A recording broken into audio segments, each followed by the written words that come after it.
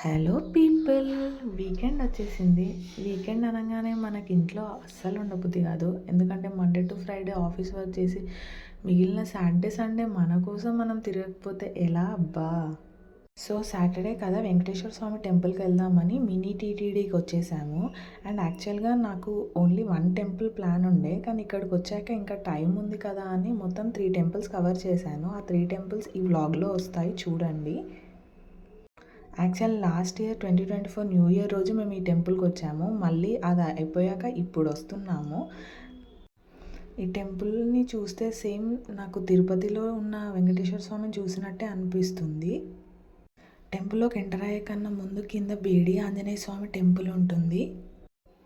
So అక్కడ వెళ్ళి స్వామిని దర్శనం చేసుకొని మేము లోపలికి వెళ్ళిపోయాము.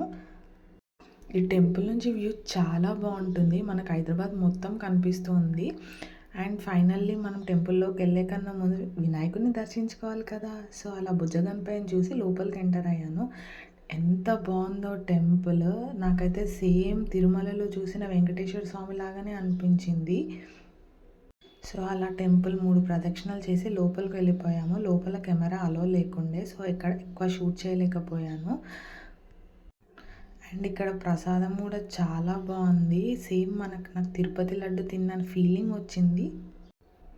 సో కొంతసేపు ఇక్కడ కూర్చొని టెంపుల్కి వచ్చాక ఫొటోస్ తీయకుండా వెళ్తామా, అలా 2-3 ఫొటోస్ దిగేసి మేము వెళ్ళిపోయాం నెక్స్ట్ జగన్నాథ్ టెంపుల్కి.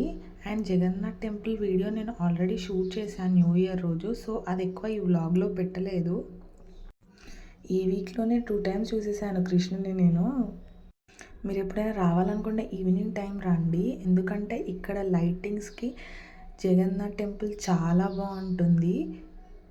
నేను కూడా ఈవినింగే ప్రిఫర్ చేశాను, బట్ ఇంకా లైట్స్ ఓపెన్ అవ్వలేదు. అండ్ బయటకు వచ్చేవరకు లైట్స్ వేశారు. భగవద్గీత థీమ్తో కట్టిన ఈ టెంపుల్ చాలా బాగుంటుంది. అండ్ ఫైనల్లీ చీకటి అయిపోయింది, సో ఇంకొక టెంపుల్ బ్యాలెన్స్ ఉంది అని అక్కడికి వెళ్ళిపోయాము ఊబర్ బుక్ చేసేసుకొని. ఇది నా ఫేవరెట్ టెంపుల్, చూడగానే మీకు అర్థమైపోయి ఉంటుంది, పెద్దమ్మ తల్లి టెంపుల్. నాకు ఏ బాధలున్నా నేను ఫస్ట్ చెప్పుకునేది అమ్మవారికి మాత్రమే. ఇక్కడికి వస్తే నాకు ఎంత ప్రశాంతంగా ఉంటుందో, నా మైండ్లో ఎలాంటి టెన్షన్స్ ఉన్నా రిలీఫ్ అయిపోతాయి. ఈ టెంపుల్ వైబ్స్ అలా ఉంటాయండి. సో అమ్మవారి దగ్గర రాగానే ప్రతి ఫ్రైడే నేను వస్తాను. ఇంతకుముందు హాస్టల్లో ఉండే అప్పుడు ప్రతి ఫ్రైడే వచ్చేదాన్ని. ఇప్పుడు ఇక్కడ నుంచి చాలా లాంగ్ అయిపోతుందని మంత్లో ఒక్కసారైనా విజిట్ చేస్తున్నాను. అండ్ ఇక్కడ ముడుపులు కడితే భక్తుల కోరికలు నెరవేరుతాయని నమ్ముతారు.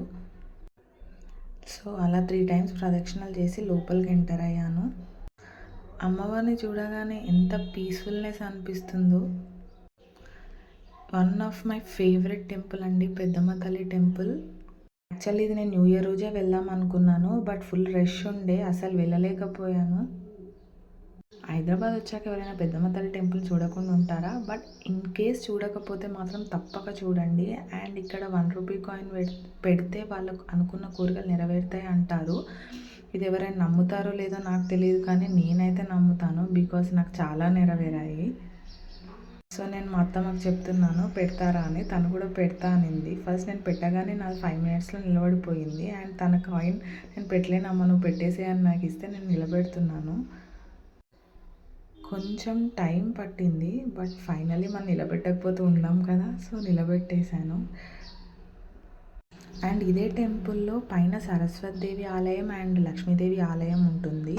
అండ్ కింద నాగదేవత ఆలయం ఉంటుంది. సో అక్కడికి వెళ్ళాను. వెళ్ళేటప్పటికే గేట్స్ క్లోజ్ చేసేసారు. అండ్ బయట నుంచి దర్శనం చేసేసుకొని ప్రసాదం కోసం వెళ్ళాను. ఇక్కడ పులిహోర అంటే నాకు చాలా ఇష్టం, బట్ టికెట్ కౌంటర్లో టికెట్స్ అయిపోయాయి అంట. సరేలే ఏం చేస్తాం, ఎలాగో మనం ప్రతి మంత్ వస్తూ ఉంటాం కదా అనేసి నెక్స్ట్ టైం తిందాంలే అనేసి అలా గుడి చుట్టూ ఒక రౌండ్ వేసి కొన్ని ఫొటోస్ దిగి ఇంటికి వెళ్ళిపోయాము.